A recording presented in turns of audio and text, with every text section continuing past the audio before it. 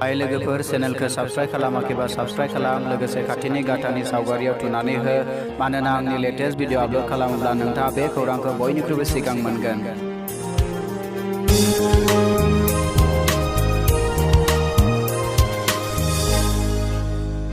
Hi friends, this is me Roman. Welcome back to Technical Bodo YouTube channel. खुलुमबाय लोगोफोर, आंनि मुङा Roman Technical Bodo YouTube channel आव आं नोंथांखौ बरायफिनबाय। जेब्लानिफ्राय इन्डियायाव जिअ फैबाय अब्लानिफ्राय आङो YouTubeखौ ओरैबायदि बाहायग्रा जाबाय दे आङो गावनो मोनथिया दा आङो YouTubeखौ बेसेबां सम नायो, बेसेबां सम आं बाहायो। बेखौनो नोजोर होनानै YouTubeआ मोनसे जोंनो फिचार्स होयो आरो बे फिचार्सनि मुङा जाहैबाय टाइम वाच। आरो जाय फिचार्सनि जोहै जोङो जोंनि YouTubeखौ एनालाइसिस खालामनो हायो। जोङो YouTubeआव जोङो बेसेबां सम हगारो, मैया आङो YouTubeखौ बेसेबां बाहायदोंमोन, दिनै आं YouTubeखौ बेसेबां बाहायखो आरो आङो बेसेबां बाहायनायनि उनाव मोनसे लिमिटेशनाव फैगोन। बेफोर गासैखौबो जोङो टाइम वाच होनाय मोनसे YouTube फिचार्सनि जोहै जोङो गासैखौबो जों डिटेल्सखौ एनालाइसिस खालामनो हायो। जेब्ला जों YouTubeखौ एसेबां बाहायनो रोंबायब्ला अब्ला जों बेखौ सेबै बाहायथों होननानै YouTubeआ दा गोदान मोनसे आपडेट लानानै फैदों आरो जाय आपडेटआव मोनसे फिचार्स बिथांमोना होदों बेनि मुङानो जाबाय डार्क थीम। नंगौ फ्रेन्ड्स, नोंथाङा थारखौनो खोनादों। डार्क थीम होननाय मोनसे फिचारजों जोंहा मा मुलाम्फा जायो। नोंथाङा जुदि हराव YouTube नायोब्ला अब्ला बे डार्क थीम होननाय मोनसे फिचार्सखौ नोंथाङा एनेबल खालामनानै नोंथाङा हराव नोंथांनि मेगननि थाखाय बेसेबां सोरां नांगौ बेखौ नोंथाङा एडजास्ट खालामनो हायो फ्रेन्ड्स। जाउनाव नोंथाङा हराव YouTubeखौ नायोब्ला माब्लाबाबो प्रब्लेम मोननाय नङा आरो लोगोसे नोंथांनि थाइनै मेगना जोबोद सेबै थागोन।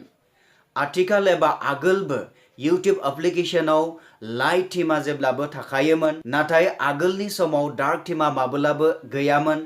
जाउनाव जोङो थार्ड पार्टी एप्लिकेशन जोङो इनस्टल खालामनानै बेखौ जोङो एप्लाइ खालामनो हायोमोन फ्रेन्ड्स। जाउनाव जोंनि सिकिउरिटिया माखासे गिनो गोनां जायोमोन। नाथाय आथिखालनि मुगायाव जेबो थार्ड पार्टी जेबो जोङो एप्लिकेशन इनस्टल खालामालाबासिनो जोङो गोदान मोनसे आपडेटआव थानाय फिचार्स डार्क थीमखौ जोङो एप्लाइ खालामनो हानाय जासै फ्रेन्ड्स। अब्ला फैदो लोगोफोर, जोङो बे डार्क थीम फिचार्सखौ जों माबोरैहाय एनेबल खालामनाय जायो जों मोनथिना लादोनि। गिबियावनो नोंथाङा प्ले स्टोराव थांनानै नोंथांनि YouTube एप्लिकेशनखौ आपडेट खालामनानै लाग्रोनो नांगोन। बेनि उनाव नोंथाङा मा खालामनो नांगौ आं बेखौ नोंथांनो खोन्थानि। गिबियावनो नोंथाङा YouTube एप्लिकेशनखौ खुलिगोन। अब्ला आं YouTube एप्लिकेशनखौ बेबायदि खुलिबाय।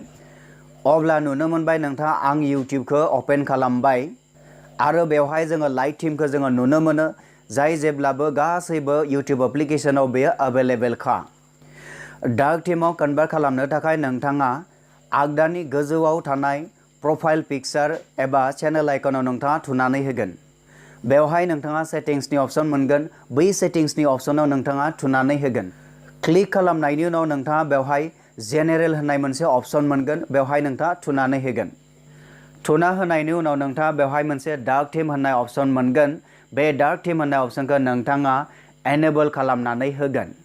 एनेबल खालामनाय लोगो लोगोनो नोंथांनि गासै YouTubeआनो गोसोम खोमसि जालांजोबगोन आरो नुनायाव नोंथाङा बेखौ मोनसे जुनिया मोनसे नुथाय नुनो मोनगोन आरो लोगोसे नोंथाङा बेनिफ्राय मोनसे जुनिया फिलिंस मोनगोन आरो लोगोसे कुल लुकिं नोंथाङा बेवहाय मोनगोन। जुदि नोंथाङा फ्रेन्ड्स दासिमबो बे फिचार्सखौ नोंथाङा अन खालामनानै लायाखै अब्ला नोंथाङा हरनि समाव नोंथाङा जेब्ला YouTubeखौ बाहायो अब्ला बे फिचार्सखौ नोंथाङा थारैनो बेखौ एनेबल खालामनानै ला। बेबायदि लायोब्ला नोंथांनि थाइनै मेगना जोबोद सेबैनो थागोन आरो नोंथाङा हराव YouTubeखौ नायनाय समाव जेबो प्रब्लेम जानाय नङा। आई होप नोंथाङा आंनि बे भिडिअखौ नायनानै नोंथाङा बुजि मोनबाय जोङो हरनि समाव जों YouTubeखौ बाहायनाय समाव जोङो डार्क थीम होननाय फिचार्सखौ अन खालामनानै जोङो माबोरैहाय जोंनि मेगनखौ रैखा खालामनो हायो बेखौ नोंथाङा बुजि मोनबाय। भिडिअखौ नायनानै मोजां मोनोब्ला प्लिज लाइक खालामनो दाबाव आरो लोगोसे आंनि चेनेलखौ नोंथाङा जुदि दासिमबो साबस्क्राइब खालामाखैबा अब्ला साबस्क्राइब खालामनानै लागोन होननानै आङो मिजिं खालामनाय थाबाय फ्रेन्ड्स। अब्ला फ्रेन्ड्स उननि भिडिअ नोंथांखौ लोगो मोननायनि मिजिंजों दिनै एसेयावनो फोजोबनाय जाबाय। गोजोन्थों। Have a nice day. जै आफा बोराइ बाथौनि। गुडबाय।